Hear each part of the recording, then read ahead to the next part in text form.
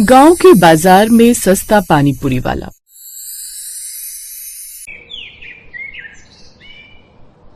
सुंदरनगर जैसे छोटे से गांव में हर हफ्ते मंगलवार को लगने वाला बाजार एक अलग ही रौनक लिए होता। सब्जियों की महक, मसालों की खुशबू, दुकानदारों की आवाजें मिलकर ऐसा माहौल बना देती थी कि लगता था मानो पूरा गांव एक ही जगह जमा है। उसी बाजार में एक जग्गू नाम का पानीपुरी वाला भी अपना ठेला लगाता था। वो गांव में इकलौता पानीपुरी वाला था, इसलिए वो अपनी मनमर्जी के हिसाब से लोगों से पैसे लेता था। जग्गू भाई जल्दी से एक प्लेट लगा दो, ये लो 10 रुपए। क्या कहा 10 रुपए? अरे पागल हो गया क्या? वो जमाने गए जब पानी पूरी 10 रुपए के आते थे, अब तो पानी पूरी 20 रुपए प्लेट हो गई है।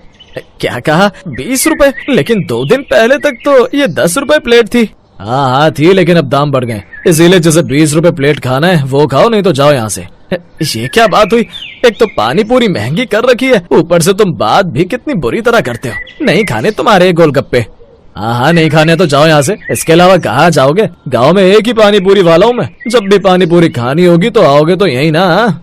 जग्गू उस गांव में इकलौता पानी पूरी वाला था, इसलिए अब उसका घमंड काफी बढ़ गया था। लेकिन एक मंगलवार कुछ ऐसा हुआ जिसने पूरे गांव का ध्यान खींच लिया। सभी लोग बाजार से कुछ न कुछ सामान खरीद रहे थे कि तभी दूर से एक ठेले की घंटी सुनाई दी। टन टन टन टन टन टन टन टन। साथ ही एक मीठी खनकदार आवाज के साथ बोलता है, आओ आओ, शहर जैसा स्वाद गांव में पहली बार, सिर्फ 2 रुपए में पानी पूरी खाओ। ये सुनकर कुछ ग्राहकों के कान खड़े हो गए। क्या कहा? पानी पूरी सिर्फ 2 रुपए में? इतना सस्ता? हाँ भाग्यवान, लगता है कोई नया पानी पूरी वाला आया है। 2 रुपया? अरे ये तो लूट है, लूट! इतना सस्ता? काकी हम पहले चखेंगे। भैया तुम सच कह रहे हो क्या? हाँ बहन, सिर्फ 2 रुपए, और उससे भी बड़ी बात, पहली पानी पूरी हर एक के लिए फ्री, जो चाहे चख लो। बस फिर क्या था, भीड़ दुगनी हो गई। भैया जल्दी जल्दी देना, पहले हमें दीजिए। हाँ हाँ सबको मिलेगा, आप बस लाइन लगा लीजिए। सभी गांव वाले लाइन में लग गए और एक एक फ्री गोलगप्पे खाने का इंतजाम करने लगे। अभिषेक ने बिजली की जैसी तेजी से पानी पूरी बनाकर सबको पकड़ा दी। फिर जैसे ही गुड्डन ने मुंह में डाला, आंखें फैलाकर कहा, अरे वाह, ये तो शहर वाला टेस्ट है।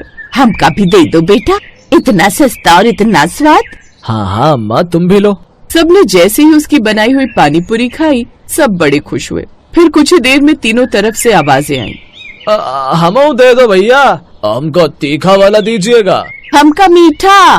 फिर एक एक कर सभी ग्राहक उसके पास आने लगे और अब कुछ ही देर में उसके पास भीड़ लग गई। अभिषेक अब उसी गांव में अपनी पत्नी शीतल के साथ नदी किनारे एक झोपड़ी बनाकर रहने लगा और पानी पूरी बनाकर बेचने लगा। अभिषेक और शीतल दोनों का स्वभाव अच्छा था, इसलिए गांव वालों ने उन्हें जल्द ही अपना लिया। शीतल बहू ये ले, मैंने दही भल्ले बनाए थे, सोचा तुम्हें भी देती चलूं। जी आपका बहुत बहुत शुक्रिया काकी।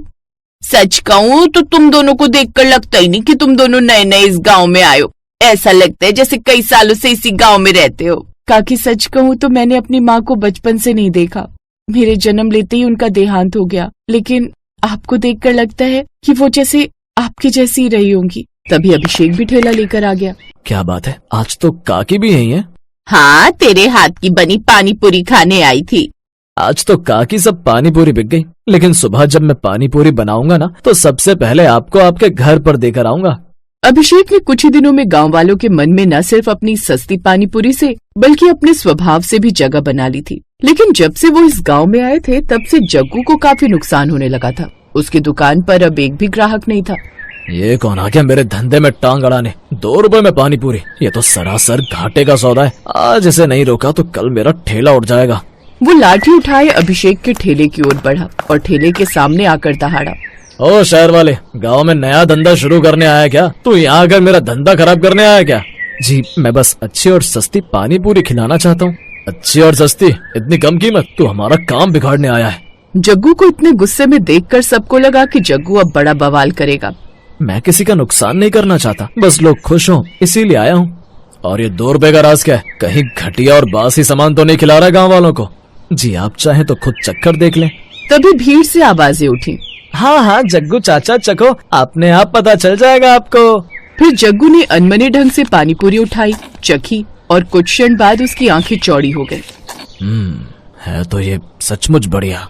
अब पता लग गया तुम्हें? चलो अब निकलो यहाँ से। और हाँ, अब से अपने 20 रुपए की पानी पूरी खुद ही बैठकर बनाना और खाना। ए जग्गो बैठ यहाँ से। अभिषेक भैया 20 पानी पूरी बना दो, आज हम पार्टी करेंगे। एकदम तीखा बना दो कि आंसू आ जाएं। बेटा तुम ठीक तो हो? बहुत थक गए क्या? नहीं काका, बस मौसम गर्म है शायद इसीलिए। लेकिन बात कुछ और थी जिसे गांव वाले नहीं जानते थे। अभिषेक खामोश रहता है। भीड़ थोड़ी कम हुई तो मनोहर काका ने धीरे से अभिषेक से पूछा, बेटा ये इतना सस्ता कैसे बेच रहा है? तेरा तो घाटा हो जाएगा। घाटा? हाँ हो रहा है, लेकिन क्या? अभिषेक कुछ बोलने ही वाला था कि पीछे से तेज आवाज आई, अरे पानी पूरी वाले भैया 10 और बनाओ। फिर वो बात अधूरी रह गई और कुछ देर बाद वो घर आ गया। ये लड़का ऐसा क्यों कर रहा है? आखिर बात क्या है? ये इतनी सस्ती पानी पूरी कब तक बेचेगा? तभी उसके मन में एक शंका उठी, कहीं ये भी उसी शहर वाली कंपनी का एजेंट तो नहीं जो गांव में आकर दुकानदारों को डुबो देती है?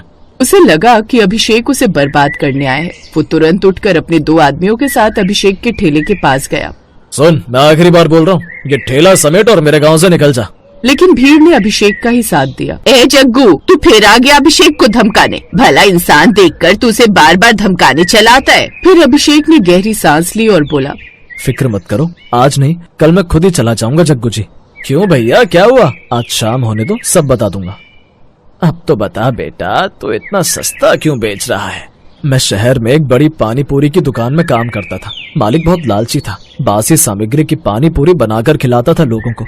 मैं हमेशा कहता था कि गरीबों को भी अच्छा खाना मिलना चाहिए, लेकिन उसने मेरी एक न सुनी। फिर एक दिन मैंने बासी आलू की वजह से एक बच्चे को बीमार होते देखा। उस दिन मैंने कसम खाई कि जब तक जिंदा हूँ गरीबों को सस्ता और अच्छी पानी पूरी बनाकर खिलाऊंगा और गलत कभी नहीं खिलाऊंगा। लेकिन अचानक एक दिन मालिक ने मुझे नौकरी से निकाल दिया। मेरी जेब में सिर्फ इतने ही पैसे थे कि मैं एक छोटा सा ठेला खरीद सकूं और कुछ दिन गांव-गांव घूमकर पानी पूरी बेच सकूं। मैं घाटे में हूँ, लेकिन लोगों की मुस्कान ही मेरे लिए कमाई है। भैया तुम मत जाना, तुम यहाँ रहो। भैया तुम मत जाना, तुम रहो यहाँ। क्यों ना हम सब मिलकर इसकी मदद करें? मुझे माफ कर दो, मैं लालच में अंधा हो गया था। आज तेरी कहानी सुनकर समझ आया अच्छा इंसान क्या होता है। ये मेरी तरफ से मदद। तू यहीं ठेला लगा, मैं भी सीखूंगा कि ग्राहक का दिल कैसे जीता जाता है। अभिषेक की आंखें भर आईं। बाजार में 2 पानी पूरी वाले थे, लेकिन अब उनमें दुश्मनी नहीं थी, बल्कि दोनों मिलकर काम करने लगे। धीरे धीरे उनकी सस्ती पानी पूरी खाने के लिए आसपास के और भी लोग आने लगे। उनका काम अब बहुत अच्छा चलने लगा था। फिर एक दिन शहर से वही पुराना मालिक गांव पहुंचा। उसने अभिषेक का ठेला देखा और ताना मारा, देखा अभिषेक, सड़कों पर ठेला चलाना पड़ा, मेरे पास लौट आओ, नौकरी दे दूंगा। उसकी जरूरत नहीं है। हमारा अभिषेक अब बहुत अच्छी कमाई कर रहा है और हम सब उसे बहुत प्यार करते हैं। वो अब यहाँ से कहीं नहीं जाएगा। हाँ, और ये अब किसी के आगे नहीं झुकेगा। अब हम सब इसके साथ हैं। अब जाते हो या एक लगाऊं? अब मालिक गुस्से में वापस लौट गया। आप सबने मुझे सिर्फ सहारा नहीं दिया, मुझे जीने का मकसद दिया है। ऐसे ही समय बीता और अब उसके पास काफी भीड़ बढ़ गई और कुछ समय बाद उसने उसी गांव में अपना एक बड़ा सा पक्का घर बना लिया, जिसमें वो शीतल के साथ खुशी खुशी रहने लगा।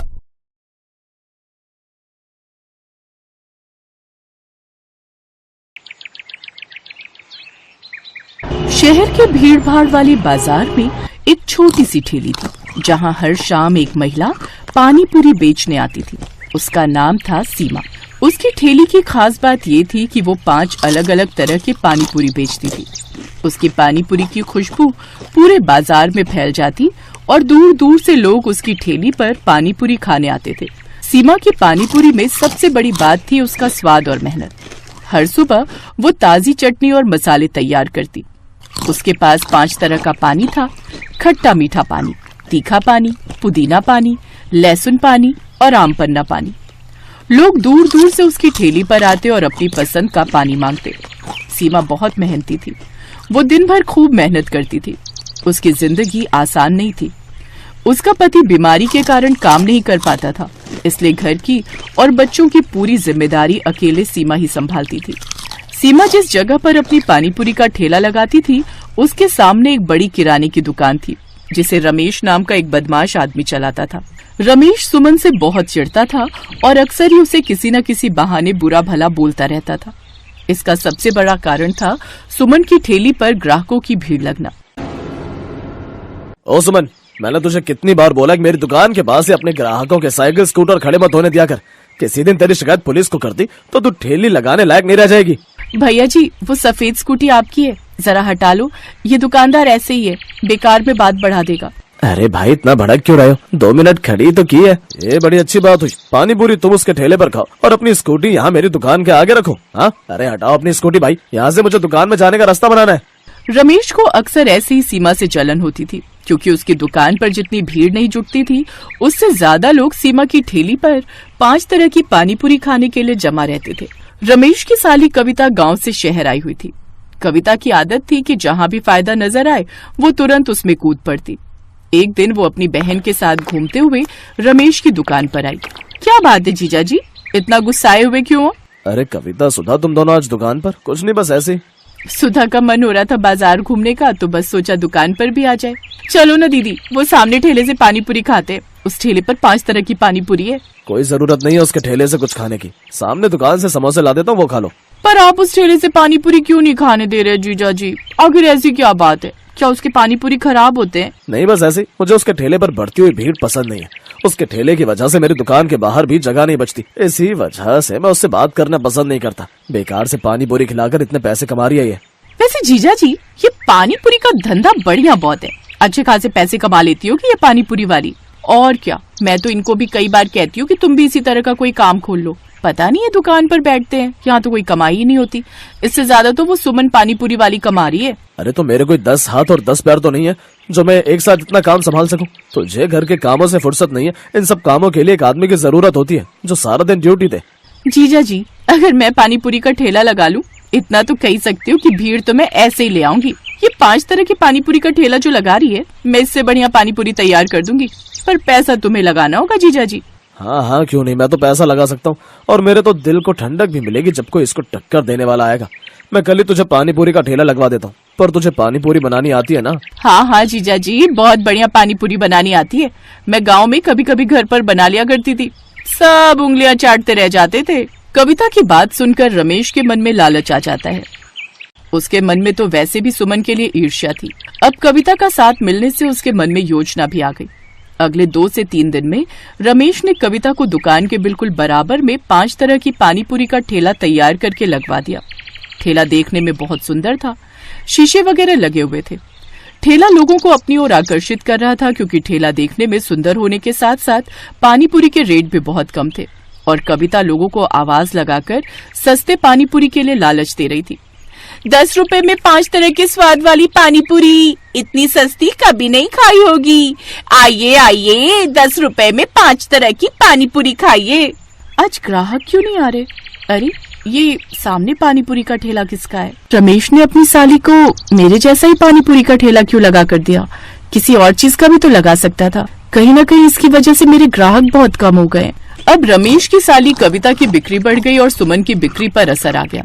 पता नहीं कविता की पानी पूरी में वो स्वाद भी नहीं था जो सुमन की पानी पूरी में था। फिर भी लोग कविता के ठेले से ही पानी पूरी खाते थे। सुमन ने अब रमेश की दुकान के सामने ठेला लगाना बंद कर दिया। अब वो दुकान से दूर बाजार में ठेला लगाने लगी। हालांकि उसे जगह के पैसे देने पड़ते थे, पर कहीं न कहीं उसे ये सुकून था कि उसे रमेश जैसे इंसान से मुंह नहीं लगना पड़ रहा था। कहते हैं, इंसान की बेईमानी की सजा उसे एक न एक दिन मिल ही जाती है। ऐसा कविता और रमेश के साथ हुआ। कमाई अच्छी होने से रमेश के मन में लालच आने लगा। अब उसने सस्ते में पानी पूरी बनाने के बारे में सोचा। अरे जीजा जी, पानी पूरी बनाने के लिए ये तुम पुराने मसाले क्यों दे रहे हो? इस सूजी और आटे में तो कीड़े चल रहे हैं। अरे कविता, मेरी प्यारी साली, ये सब हम जैसे बेईमान पानी पूरी वालों की ट्रिक होती है। हम वो नहीं है जो महंगा सामान लाकर घाटे में कमाई करें। मेरे से कुछ पानी पूरी वाले यही सूजी और यही आटा और बिल्कुल यही मसाले लेकर जाते हैं और आराम से उनकी पानी पूरी बिकती है। अभी तक तो उन्हें कोई शिकायत नहीं आई। इसलिए अब हमने भी यही आइडिया अपनाया है। सस्ते घटिया मसाले और आटे से बढ़िया पानी पूरी तैयार करनी है। इसमें हमारा मुनाफा है। वैसे भी ये सब मेरे लिए बेकार है। मैं तो फेंकने ही वाला था, तो सोचा क्यों ना तेरे पानी पूरी के ठेले के लिए इस्तेमाल कर लूं। समझ में आई अब? जीजा जी, कुछ भी कहो, तुम हो बहुत चालाक। रमेश और कविता दोनों ने मिलकर घोटाला शुरू कर दिया और फिर किसी ने खबर कर दी और फूड इंस्पेक्टर उनकी चेकिंग के लिए आ गए। हमेशा के लिए कविता का पानी पूरी ठेला सील कर दिया गया। उधर सुमन पहले की तरह ही साफ सुथरे तरीके से पूरी मेहनत के साथ वैसे ही बाजार में अपना पानी पूरी का ठेला चला रही थी। मैंने कहा था जीजा जी मिलावट मत करो, पर तुमने मेरी नहीं सुनी। देखो वो 5 तरह की पानी पूरी वाली आज भी अपना ठेला इतने आराम से चला रही है। तो नुकसान तो मेरा भी हुआ है, तेरी वजह से मुझे कितना जुर्माना भरना पड़ा है। ना ही तुझे मैं ठेला लगाने देता और ना मेरे मन में लालच आता, मेरे भी काम पर असर पड़ा है। सुनिए, वो 5 तरह की पानी पूरी वाली सुमन का जो ठेला लगा है, वहाँ पानी पूरी खाते हुए चलेंगे, बड़े स्वाद पानी पूरी बनाती है। सुमन की तारीफ सुनकर रमेश और कविता दोनों का मुंह लटक जाता है। कहते हैं बेईमान इंसान कभी भी सफलता की ओर नहीं जा पाता, और जो ईमानदार होते हैं वो हमेशा सफलता के रास्ते पर बढ़ते रहते हैं। Thanks for watching.